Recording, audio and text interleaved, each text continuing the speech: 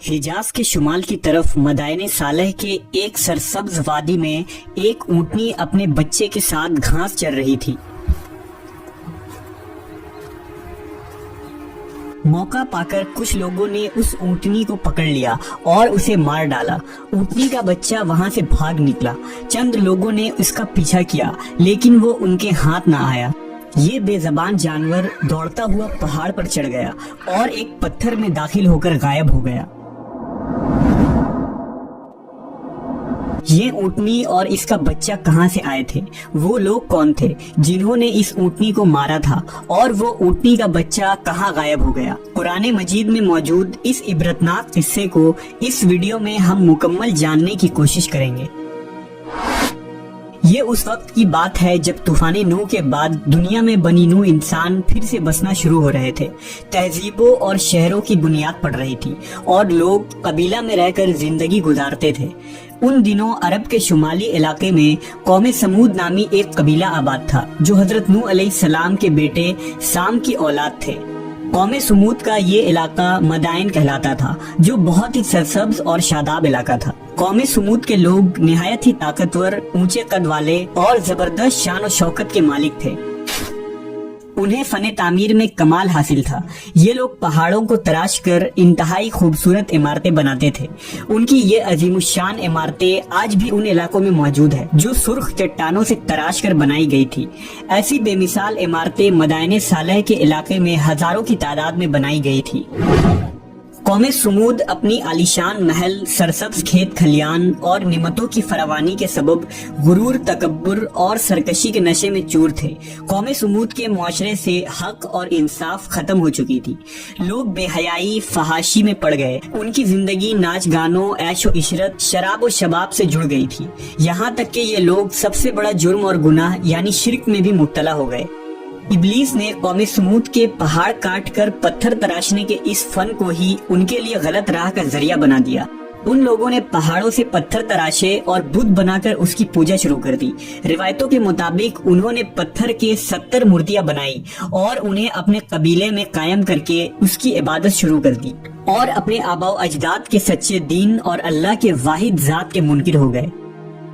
لہٰذا اس سرکش قوم کی ہدایت کے لیے اللہ رب العزت نے ان کی طرف حضرت صالح علیہ السلام کو بھیجا، جو خود قوم سمود سے تعلق رکھتے تھے اور ایک نیک صفت اور شریف النفس انسان تھے۔ حضرت صالح علیہ السلام نے انہیں ایک اللہ کو ماننے، صرف اس کی عبادت کرنے کا حکم دیا اور ان کو اپنے اوپر اللہ تبارک و تعالیٰ کی دی گئی نعمتیں یاد دلا کر سمجھایا اور عذاب الہی سے ڈرایا۔ حضرت صالح علیہ السلام نے فرمایا، اے میری قوم، تم اللہ کی عبادت کرو، اس کے سوا تمہارا کوئی معبود نہیں۔ اسی نے تم کو پیدا کیا اور آباد کیا۔ اس کی مغفرت مانگو اور اس کے آگے توبہ کرو، بے شک میرا پروردگار نزدیک بھی ہے اور دعا قبول کرنے والا بھی ہے۔ اس پر قوم سمود ان کے خلاف ہو گئے اور انہوں نے حضرت صالح علیہ السلام سے کہا، اے صالح، کیا تم ہم کو ان چیزوں سے منع کرتے ہو جن کو ہمارے بزرگ پوچھتے چلے آئے ہیں، اور جس بات کی طرف تم ہم کو بلاتے ہو اس میں ہمیں قوی شبہ ہے۔ صالح علیہ السلام کی مسلسل وعظ و نصیحت کے بعد قوم سمود کے چند غریب اور مفلس لوگ آپ پر ایمان لے آئے۔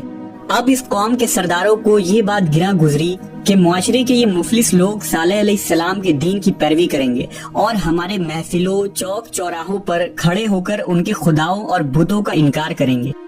لہٰذا اس قوم کے تمام بڑے سردار ایک جگہ جمع ہوئے اور یہ فیصلہ کیا کہ حضرت صالح علیہ السلام سے معجزہ دکھانے کو کہیں گے۔ لہٰذا سرداران نے حضرت صالح سے کہا، اے صالح، اگر تم اللہ کے سچے پیغمبر ہو تو ہم کو کوئی ایسا معجزہ دکھاؤ جسے دیکھ کر ہمیں تم پر یقین آ جائے۔ صالح علیہ السلام نے فرمایا، ہم چاہتے ہیں کہ یہ جو سامنے کیا معجزہ دیکھنا چاہتے ہو، ایک ایسی اونٹنی برآمد کرو جو گابھن ہو، بچہ دے، سب کے لیے دودھ مہیا کرے اور اس میں فلا فلا خوبیاں ہوں۔ حضرت صالح علیہ السلام نے اللہ کے حضور گڑ گڑا کر دعا فرمائی۔ اللہ نے اپنے نبی کی دعا قبول فرمائی اور دیکھتے ہی دیکھتے چٹان شق ہو گئی اور اس میں سے ایک طویل القامت خوبصورت اونٹنی برآمد ہوئی جس میں وہ سب خوبیاں موجود تھی جن کی قوم سمود نے فرمائش کی تھی۔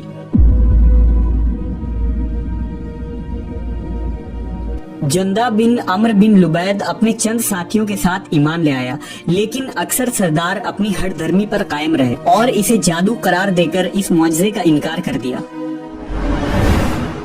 یہ اونٹنی اس قوم کے لیے معجزہ بھی تھی اور ایک آزمائش بھی۔ اس اونٹنی نے پیدا ہوتے ہی اپنے برابر ایک بچہ جنا۔ حضرت صالح علیہ السلام نے اونٹنی کے بارے میں فرمایا کہ تم اسے تنگ نہ کرنا، اسے اس کے حال پر چھوڑ دو، اسے برائی کی نیت سے ہاتھ بھی نہ لگانا، نہ مارنا اور نہ ہکانا اور نہ ہی قتل کرنا، ورنہ تمہیں دردناک عذاب پکڑ لے گا۔ یہ اونٹنی مدائن صالح کے وادیوں میں رہنے لگی اور جب پانی پینے آتی تو اس دن سارے تالاب کا پانی پی جاتی اور لوگ اپنی حاجت دوسرے دن پوری کرتے۔ جس دن یہ اونٹنی پانی پیتی اس دن اس کا دودھ دوہا جاتا تو وہ اتنا ہوتا کہ تمام قبیلے کو کافی ہو جاتا تھا۔ چند دن تو قوم سمود نے اس تکلیف کو برداشت کیا کہ ایک دن ان کو پانی نہیں ملتا تھا، کیونکہ اس دن تالاب کا سارا پانی اونٹنی پی جاتی تھی۔ اس لیے ان لوگوں نے طے کیا کہ اس اونٹنی کو قتل کر ڈالیں گے۔ قوم سمود میں ایک صدوق نامی عورت تھی جو بڑی حسین اور مالدار تھی۔ اس کی لڑکیاں بہت خوبصورت تھی۔ اس نے مسدہ ابن دہر اور قیدار بن سالف کو بلا کر کہا کہ اگر تم اونٹنی کو ذبح کر دو تو میری جس لڑکی سے چاہو نکاح کر لینا۔ چنانچہ قیدار بن سالف، جو سرخ رنگ کا بھوری آنکھوں والا پستہ قد آدمی تھا اور ایک زناکار عورت کا لڑکا تھا، ساری قوم کے حکم سے اس اونٹنی کو قتل کرنے کے لیے تیار ہو گیا۔ ایک دن اس قوم کے 9 افراد اونٹنی کے انتظار میں کنویں کے پاس گھات لگا کر بیٹھ گئے، جبکہ قوم کے لوگ اللہ کے عذاب کے ڈر سے چھپ کر یہ منظر دیکھنے لگے۔ جب اونٹنی کنویں کے قریب آئی تو مسدہ نامی شخص نے تیر چلایا جو اس کے پنڈلی میں پیوست ہو گیا اور ٹانگ سے خون کا فوارہ جاری ہو گیا۔ لہذا قیدار بن سالف آگے بڑھا اور تلوار کے ایک بھرپور وار سے اونٹنی کے پچھلے پاؤں کو کاٹ ڈالا۔ اونٹنی شدید زخمی ہو کر زمین پر گر پڑی اور ایک زوردار چیخ ماری۔